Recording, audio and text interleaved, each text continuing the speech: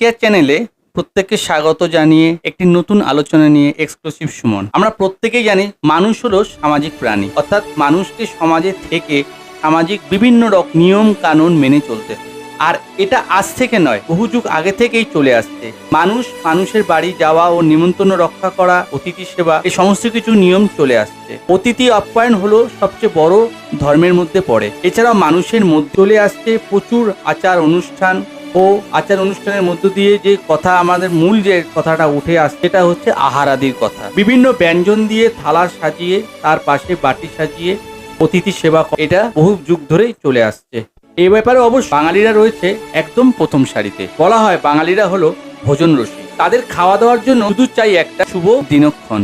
সেটা হতে পারে জন্মদিন বা কোনো ধার্মিক অনুষ্ঠান, বিবাহবার্ষিকী বা কোনো সাকসেস বা করার পার্টি বা পিকনিক। এইরকম ভোজন উপলক্ষের মধ্য দিয়ে সবচেয়ে যেটা আমাদের বেশি দৃষ্টিকটু বলে মনে হয় সেটা হচ্ছে কোনো মানুষের মৃত্যুর পর তার আত্মার শান্তির জন্য বিশেষ ঘটা করে খাওয়া দাওয়া। অর্থাৎ কোনো মানুষ বা কোনো ব্যক্তি যখন মারা যায়, সেটা রোগের কারণে মৃত্যু হোক বা কোনো অ্যাক্সিডেন্টাল মৃত্যু হোক, মৃত্যু মানে সেটা মৃত্যুই।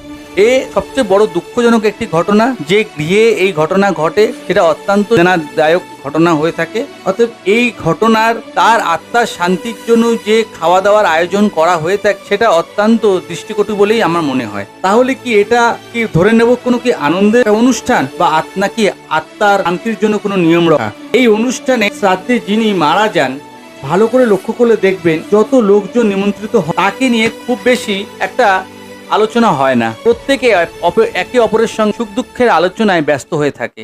মৃত ব্যক্তির একটি ফটো সামনে রেখে গলায় কতগুলো সাদা মালা পরিয়ে পাশে একটি মোমবাতি ও কিছু ধূপকাঠি জ্বালিয়ে সামান্য কিছু ব্যক্তিগণ ফটোর পাশে বসে থাকে। আর ৮০% মানুষই নিজেদের ব্যস্ততা নিয়ে নিজেদের নিয়েই তারা আলোচনায় ব্যস্ত থাকে। যে কোনো শুভ অনুষ্ঠানে থেকেই এই শ্রাদ্ধের অনুষ্ঠানটা দুটো মাত্র পার্থক্য লক্ষ্য করা যায়।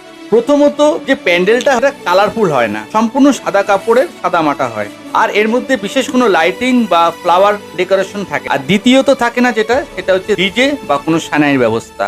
বাকি সব একই থাকে। এখন এই শ্রাদ্ধ বাড়ির অনুষ্ঠানটা এত বেশি আপডেট হয়ে পড়েছে যে সেই অনুষ্ঠানের দিকে ভালো করে লক্ষ্য করলে দেখা যায় যে সেখানকার আত্মীয় স্বজন যারা আসে প্রত্যেকে বেশ সেজে গুজে, কখনো মনে হয় না যে কোনো একটা মৃত বাড়িতে আমরা যাচ্ছি। তারা সবাই একটা জায়গায় হয় এবং সেখানে গিয়ে সবাই খোশ মেজাজেই আলোচনাতেই থাকে, এবং মেয়েরাও যারা থাকে তারাও সেজে গুজে সুন্দর লাগছে কিনা সেটা আবার দেখার জন্য নিজেদের সেলফি তোলে। তারপরে উপর থাকে খাওয়া দাওয়ার সম্পূর্ণ রকম রাজকীয় আয়োজন। কখনো কখনো সে খাওয়া দাওয়ার মধ্যে কখনো দেখতে পাওয়া যায় ইলিশ ভাপা, দই কাতলা, পনিরের কারি ও বাজারে সেরা মিষ্টি দিয়ে বিশাল আয়োজন। কোনো ছাড়াছাড়ি নেই এই সমস্ত ব্যাপারে। কত দ্রুত খাবারের ব্যাচে বসা যায় তার দৌড়াদৌড়ি দেখা যায়। অনেকে তো এসে জিজ্ঞাসাই করে বসে কি কি মেনু হয়েছে জানো কি। যাক, খাওয়া দাওয়া তো কমপ্লিট এবার হয়ে গেল। এবার প্রত্যেকের মধ্যে দেখা যায় কোনো না কোনো বাহানা। যাই রে বুঝলি, অনেক দেরি হয়ে গেছে, বাড়িতে অনেক কাজ ফেলে এসেছি, নিজের দিকে নজর রাখিস, আর যাওয়ার তো হয়েই গেছে, এসব তো সবই ভগবানেরই লীলা। এই সমস্ত সান্ত্বনা দেওয়ামূলক কথাবার্তা সবার মুখে আসে। অবশেষে সবাই একে একে সব চলে যায়, রয়ে যায় পরিবারের সেই ব্যক্তিগুলো যার আপনজন হারিয়েছেন। এবার আসি মূল আলোচনা। সত্যি কি ঘটা করে লোকজন খাওয়ালে মৃত ব্যক্তির আত্মা শান্তি পায়, নাকি এটাও একটা ব্রাহ্মণদের বানানো প্রথাগত নিয়ম? ব্রাহ্মণরা যুগ যুগ ধরে বহু রকমের নিয়ম বানিয়ে এসেছে, যেরকম দোরখা একাদশ, যেরকম বহু বিবাহ, সতীদাহ প্রথা, এরকম বহু নৃশংস প্রথার মধ্যে এটাও একটা প্রথা রাখা হয়েছিল যে মৃত ব্যক্তির আত্মার শান্তির জন্য লোকজনকে খাওয়ানো। তাহলে এটাই যদি সত্যি হয়, তাহলে গীতায় কেন বলা হয়েছে যে মানুষ তার পরজন্মের ও ইহজন্মের কর্মের ফলে তার মৃত্যুর দিনক্ষণ ও ধরন ঠিক করা হয়? আর খাওয়ালেই যদি পুণ্য লাভ হয়, তাহলে তো অনেক মেয়ের বাপেরা সবচেয়ে দামি প্লেটের ক্যাটারিং এর অর্ডার করে লোক খাওয়ানোর পরেও মেয়ে শ্বশুরবাড়িতে ঘর করতে পারে না, কখনো ডিভোর্স, কখনো শ্বশুরবাড়ি থেকে মৃত দেহ বেরোয়। তাহলে সত্যি কি আপনারা কি জানেন এর আসল সত্যিটা কি?